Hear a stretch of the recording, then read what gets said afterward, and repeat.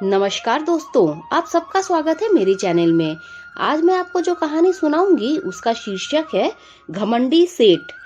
गांव में पेड़ के नीचे कान्हा बैठा हुआ था। तभी उसके पास गांव के कुछ बच्चे आते हैं और बोले, दादाजी एक कहानी सुनाओ ना। कान्हा बोले, बताओ कौन सी कहानी सुनाओ। बच्चे बोले, जन्माष्टमी आ रही है, उसी पर कोई कहानी सुना दो। कान्हा बोले, ठीक है।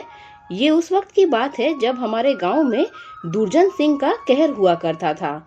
सभी लोग उससे बहुत डरा करते थे। वीरपुर गांव में देवा नाम का एक गरीब पंडित रहा करता था। वो अपनी पत्नी दीपा और 2 बच्चों के साथ रहता था। उसके पुत्र का नाम कान्हा और पुत्री का नाम नैना था। देवा बहुत ही सीधा और ईमानदार ब्राह्मण था, जो गांव के ही एक मंदिर में पुजारी था। मंदिर के पीछे एक बहुत बड़ी जमीन का खाली हिस्सा था, जिसमें आम, सेब, अमरूद आदि के पेड़ थे, जो देवा के पूर्वजों ने मंदिर को ही दान दे रखा था। उसी जमीन पर गांव का दुष्ट अजगर पांडे की दृष्टि थी, लेकिन ईमानदार देवा के रहते यह संभव नहीं था। अजगर पांडे बोला, अरे देवा, कब तक ईमानदार दरिद्र ब्राह्मण बने रहोगे? बच्चों के भविष्य की कम से कम चिंता करो। तुम अगर साथ दो तो मंदिर का दान दिया हुआ जमीन मुझे बेचकर अमीर बन सकते हो। देवा बोला, तुम अपने इरादों का क्रियाक्रम कर दो, क्योंकि मैं भगवान और पूर्वज से गद्दारी नहीं कर सकता, समझे? अजगर पांडे बोला, तुम्हें ये ईमानदारी एक दिन भारी पड़ेगी। यह कहकर अजगर पांडे वहां से चला गया। अगले दिन देव का बेटा स्कूल जाता है। मास्टर जी बोले, कान्हा, तुम मना करने के बावजूद आज फिर से फटी हुई ड्रेस पहन कर आए हो। जूते की जगह चप्पल नहीं चलेगा। कान्हा बोला, मैंने पिताजी से बोला था, लेकिन उन्होंने कहा कि अगले महीने नई ड्रेस दिलवा देंगे। मास्टर जी उसकी एक नहीं सुनते हैं और उसे स्कूल से बाहर निकाल देते हैं। कान्हा रोते हुए स्कूल से घर की ओर पैदल निकल जाता है। रास्ते में उसे एक लड़का मिलता है। वह लड़का बोला, तुम क्यों रो रहे हो? तुम्हारा नाम क्या है? कान्हा बोला, मेरा नाम कान्हा है। मेरे पास स्कूल की ड्रेस नहीं थी, इसीलिए गुरुजी ने स्कूल से निकाल दिया है। हम गरीब हैं ना, इसीलिए हमारे पास औरों की तरह अच्छी अच्छी चीजें नहीं है। कभी कभी लगता है कि अगर मेरे पास भी अच्छे कपड़े होते तो गुरुजी कभी मुझे स्कूल से नहीं निकालते। पता है, मेरे साथ कोई नहीं खेलता। क्या गरीब होना कोई बुरी बात है? लड़का बोला, नहीं कान्हा, गरीब होना कोई बुरी बात नहीं है। अगर कुछ बुरा है तो वो किसी का बुरा होना है। इसीलिए तुम दुखी मत हो, मैं तुम्हारे साथ खेलूंगा, समझे? चलो अब रोना बंद करो। कान्हा बोला, तुम्हारा नाम क्या है? लड़के ने कहा, मेरा नाम केशव है। तुम रोज यहाँ आना, मैं तुम्हारे साथ खेलूंगा, ठीक है? कान्हा बोला, तुम मुझसे दोस्ती करोगे? केशव बोला, क्यों नहीं? कान्हा बोला, आज से तुम मेरे पक्के दोस्त। केशव बोला, लेकिन मेरे बारे में किसी को बताना नहीं। अगर बताया तो मैं फिर नहीं आऊंगा। कान्हा बोला, ठीक है। अरे केशव, तुम्हारे पीछे सांप है, भागो। केशव सांप को पकड़कर नदी में फेंक देता है, लेकिन दुष्ट सांप फिर से कान्हा को काटने के लिए आगे बढ़ता है। तभी केशव सांप को पकड़कर नदी में फिर से फेंक देता है। कान्हा बोला, वाह, तुम तो बहुत बहादुर हो, मैं रोज आकर तुम्हारे साथ खेलूंगा। केशव बोला, ये घटना किसी से मत कहना। मास्टर जी बोले, पुजारी जी, ओ पुजारी जी, रुको जरा। देवा बोला, अरे मास्टर साहब प्रणाम, कहिए कैसे हैं? मास्टर जी बोले, मैं तो ठीक हूँ, लेकिन कान्हा की तबीयत ठीक नहीं है क्या? देवा बोले, उसकी तबीयत को क्या हुआ भला? वो तो भला चंगा है, रोज तो स्कूल आता है आपके पास। मास्टर जी बोले, अरे कान्हा 1 सप्ताह से स्कूल नहीं आ रहा है। हमने सोचा कि लगता है बीमार होगा। नैना तो स्कूल में दूसरे बिल्डिंग में है, लेकिन आपसे पूछ लिया। देवा बोला, क्या? माफ कर दीजिए मास्टर जी, मैं अभी पता करता हूँ कि क्या बात है। देवा वहां से सीधे घर जाता है। देवा बोला, पहले ये बताओ तुम स्कूल क्यों नहीं जा रहे हो 1 सप्ताह से? दीपा बोली, क्या बोल रहे हैं जी, मेरा बेटा तो रोज स्कूल जाता है। मैं रोज तैयार करके खुद उसे स्कूल भेजती हूँ। देवा बोला, अभी रास्ते में मास्टर साहब मिले थे, वही बता रहे थे कि कान्हा 1 सप्ताह से स्कूल नहीं गया है। कान्हा बोला, स्कूल ड्रेस फट गया है। मास्टर साहब बोलते हैं कि अगर कल से नया ड्रेस और जूता नहीं लिया तो स्कूल नहीं आना, और मुझे स्कूल से निकाल दिया। देवा बोला, हे भगवान, और कितनी दरिद्रता दिखाएंगे, अब बस कीजिए, अब सहा नहीं जाता। दीपा बोली, लेकिन तू 1 सप्ताह से स्कूल के समय कहाँ जाता है? कान्हा बोला, नदी के किनारे जो टूटी मंदिर है उसके पास मेरा दोस्त केशव रहता है, उसी के साथ रोज खेलता हूँ। वो मेरी ही उम्र का है, वो बहुत ही बहादुर है। अकेला एक बड़ा सांप मार डाला उसने। देवा बोला, जहाँ तक मुझे जानकारी है तुम्हारी उम्र का केशव नाम का कोई बच्चा अपने गांव में नहीं रहता है। कान्हा बोला, पिताजी, केशव मेरा दोस्त है, मैं आपको उससे मिलवा दूंगा, मैं झूठ नहीं बोल रहा, परसों उसका जन्मदिन भी है। दीपा बोली, सुनो जी, कल नैना का जन्मदिन है, वो 12 साल की हो जाएगी, हमारे पास पैसे नहीं है कि उसका जन्मदिन मनाएं। देवा बोला, क्या करूं भाग्यवान, ये दरिद्रता हमारा पीछा ही नहीं छोड़ती। मंदिर में जो चढ़ावा आता है उसका 3/4 हिस्सा डकैत दुर्जन सिंह ले जाता है, फिर एक ही हिस्सा हमें मिलता है। दीपा बोली, आपको कई बार कहा है कि इसकी शिकायत पंत से कीजिए, लेकिन आप हैं कि सुनते ही नहीं।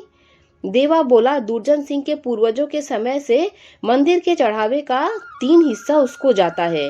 कहते हैं कि दुर्जन सिंह के दादा जालिम सिंह एक बार पूरे वीरपुर को लूटने के बाद इस मंदिर की सोने की मूर्तियों को ले जा रहा था। तब हमारे दादा के दादा विष्णु देव ने भगवान की दुहाई दी और वादा किया कि मंदिर के चढ़ावे का 3 हिस्सा डकैतों को जाएगा। तब से 1/3 हिस्सा उन्हें ही जाता है। नैना बोली, पिताजी, मेरी सहेली बबली का पिछले महीने जन्मदिन था, वह जो फ्रॉक उसने पहना था वैसा ही फ्रॉक मुझे चाहिए। अगर मुझे फ्रॉक नहीं मिला तो मैं जन्मदिन नहीं मनाऊंगी। देवा बोला, बेटा ऐसा नहीं करते, देखो बेटा, बबली के पिताजी सेठ धूमल दास का शहर में सबसे बड़ा सुपरमार्केट है, उनकी कमाई लाखों में है, हम लोग उनकी बराबरी नहीं कर सकते। दीपा बोली, हाँ बेटा, जिद नहीं करते, अब की बार तेरा जन्मदिन धूमधाम से मनाएंगे। दूसरे दिन सुबह सुबह ही दीपा उठकर नैना को मंदिर जाने के लिए उठाती है, लेकिन नैना बोलती है कि जब तक बबली के जैसा फ्रॉक नहीं मिलेगा मैं जन्मदिन नहीं मनाऊंगी। ये सुन के दीपा को बहुत बुरा लगता है और वह कुछ देर बाद नैना का फ्रॉक और कान्हा के लिए स्कूल ड्रेस लाकर देती है। नैना सभी दोस्तों को जन्मदिन की पार्टी में बुलाती है। बबली बोली, अरे ये फ्रॉक तो बिल्कुल मेरी तरह है, बहुत ही कीमती फ्रॉक है, वाह। नैना बोली, हाँ, मेरी माँ लेकर आई है। बबली बोली, वाह, कितना सुंदर केक है, क्या बात है। पार्टी में सभी नैना की सुंदर फ्रॉक के बारे में चर्चा कर रहे थे। कोई बोलता है पुजारी जी को गड़ा हुआ खजाना मिल गया, नहीं तो जिनको एक दिन खाने के लिए सोचना पड़ता है वो इतनी अच्छी पार्टी कहाँ से रखते।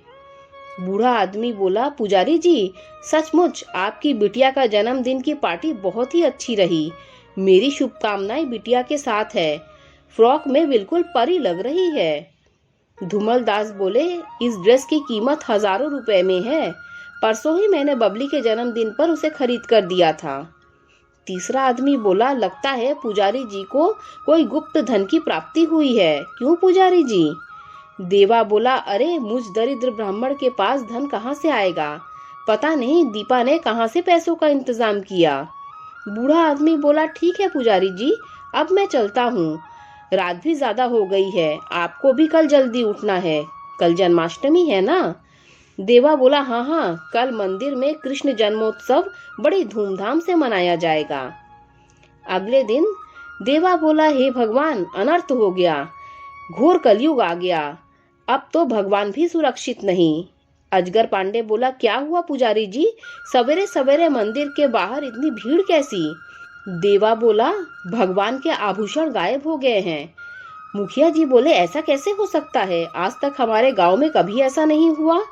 पता नहीं मुखिया जी, ये सब कैसे हो गया, मैंने कल खुद मंदिर की सफाई करके ताला लगाया था, ताले की चाबी किसके पास है? चाबी तो मेरे ही पास रहती है। आज जब सुबह मैं आया ताला लगा हुआ था। रोज की तरह जैसे ही ताला खोलकर अंदर घुसा तो देखा कि भगवान के सोने के आभूषण गायब हैं। अजगर पांडे बोला, क्यों देवा? सभी बता रहे थे कि कल रात तुम्हारे घर में करोड़पति सेठ धूमल दास से भी ज्यादा शानदार पार्टी थी। नहीं, मुझे तुम्हारी ईमानदारी पर कतई शक नहीं है, लेकिन कहीं भाभी जी ने तो। देवा बोला, अजगर मुंह संभाल कर बात करो। मुखिया बोले, लेकिन शानदार पार्टी पर गुप्त धन की बात पर तूने भी तो भाभी जी का ही नाम लिया था। देवा बोला, दीपा तुम बताओ, ये लोग शक कर रहे हैं, उसकी सच्चाई क्या है?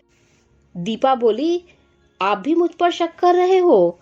ठीक है, मुझे अपने कान्हा जी पर पूरा भरोसा है।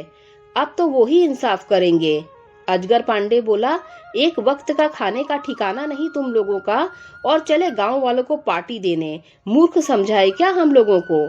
दीपा बोली, मैंने चोरी नहीं की है, आप सब मेरा यकीन करो। मैंने पार्टी के लिए अपने सोने के कंगन बेचे थे, क्योंकि मैं अपनी बेटी को उसके जन्मदिन पर दुखी नहीं करना चाहती थी। अजगर पांडे बोला, वाह जी वाह, जिन लोगों को हर चीज से पहले सोचना पड़ता है, उन्होंने सोने का कंगन बेचने से पहले एक बार भी नहीं सोचा। वाह। दीपा बोली, आप जाकर जौहरी से पूछ लीजिए, वो सब जानता है। अजगर पांडे बोला, अरे वाह, हमें मूर्ख समझती हो? हम सब जानते हैं, पक्का तुम ही ने चोरी की है। पहले ये सब किया होगा ताकि तुम पर कोई शक न करे, और जब बात तुम पर आए तो तुम इस तरह बच जाओ। मुझे तो लगता है चोरी इन्हीं दोनों ने की है, और सब अब भोले बन रहे हैं। मैं तो कहता हूँ इन सब के सब को गांव से निकाल दो। हमारे गांव में हमारे मंदिर को ऐसे पुजारी की जरूरत नहीं है जिनका कोई धर्म ईमान ना हो। तभी पुलिस आती है और देवा को गिरफ्तार करके लेकर चली जाती है। देवा की पत्नी, बच्चे सभी रोते बिलखते रह जाते हैं। अजगर पांडे बोला, एक को तो पुलिस ले गई, अब तुम इन बच्चों को लेकर निकल जाओ हमारे गांव से। हमारे गांव में तुम जैसे लोगों की कोई जगह नहीं है। आज सूर्यास्त होने से पहले निकल जाना, समझ गए? दीपा बोली, लेकिन यहाँ हमारा घर है, हम अपने घर को छोड़कर कैसे जा सकते हैं? अजगर पांडे बोला, वो सब हम नहीं जानते, जो बोल दिया सो बोल दिया। दीपा नैना और कान्हा को लेकर गांव छोड़कर दूसरे गांव जाने लगती है। रास्ते में उसे एक मंदिर दिखाई पड़ता है। दीपा बोली, ये सब क्या हो रहा है प्रभु? आज तक हम जैसे थे, लेकिन कम से कम गांव में थोड़ी इज्जत तो थी। सोचा था कि शायद आपकी कृपा से हमें मिला है, लेकिन क्या वो इज्जत इसीलिए मिली थी ताकि एक दिन वह इस तरह सबके सामने तमाशा बना दिया जाए? हर दुख सहा प्रभु, लेकिन कभी शिकायत नहीं की। आज नहीं सहा जा रहा है, बहुत तकलीफ हो रही है प्रभु। या तो सब ठीक कर दो, या इतनी शक्ति दे दो कि ये सब सह सकूं। ये समझ नहीं आ रहा कि आप तक मेरी विनतियां पहुंचती नहीं, या आप सुनना ही नहीं चाहते। आपके तो दुनिया में कितने भक्त हैं, लेकिन मेरे लिए तो सिर्फ आप ही है ना सब कुछ। हर खुशी में, हर दुख में मेरे लिए आप ही सब कुछ हैं। आप तो किसी के साथ गलत नहीं होने देते ना, तो फिर ये सब क्यों हो रहा है मेरे परिवार के साथ? न जाने प्रभु, ऐसा क्यों लग रहा है कि ये सब आपने मुझे मेरी भक्ति का फल दिया है। पता नहीं फिर कब आपसे मिलने आ पाऊंगी। मेरा आखिरी प्रणाम स्वीकार करो प्रभु। तभी कान्हा केशव से मिलने उसके पास आता है। केशव बोला, क्यों रो रहे हो कान्हा? कान्हा बोला, वो मेरे पिताजी को पुलिस ले गई। केशव बोला, दोस्त मुझे सब मालूम है। कान्हा बोला, जब तुम्हें मालूम है तो तुम चोर को पकड़कर सामने क्यों नहीं लाए? पुलिस मेरे पिताजी को पकड़कर ले गई। केशव बोला, मैंने तुम्हें बताया था ना, आज मेरा जन्मदिन है, इसीलिए थोड़ा व्यस्त था। चलो मंदिर के पास, तुम्हें तमाशा दिखाता हूँ। तभी वह दोनों देखते हैं कि डकैतों का एक बड़ा सा झुंड घोड़े पर सवार होकर तेजी से मंदिर के सामने आ खड़ा होता है। डकैत बोला, पुजारी जी हमें बचा लो, 1 घंटे से हमारे ही घोड़े हम लोगों को लात मार मार कर जान लेने पर उतारू हैं। ये रहे भगवान के आभूषण, हमें बचा लो। डकैत बोला, एसपी साहब हमें जेल में डाल दो, नहीं तो ये हमें मार डालेंगे। देवा बोला, दुर्जन सिंह, तुझे भगवान के चढ़ावे का 3/4 हिस्सा मिलता है ना, फिर भी आभूषण चुरा लिए? दुर्जन सिंह बोला, जी, वो आभूषण चुराने का आइडिया तुम्हारे ही गांव के अजगर पांडे का था। उसी ने मुझे आभूषण चोरी करने के लिए चाबी दी थी और ये कहा था कि कल रात पुजारी के यहाँ शानदार पार्टी है, इसीलिए लोगों का शक पुजारी जी पर जाएगा। कान्हा और केशव दूर खड़े होकर यह दृश्य देख रहे होते हैं। कान्हा बोला, ठीक है, अब मैं चलता हूँ।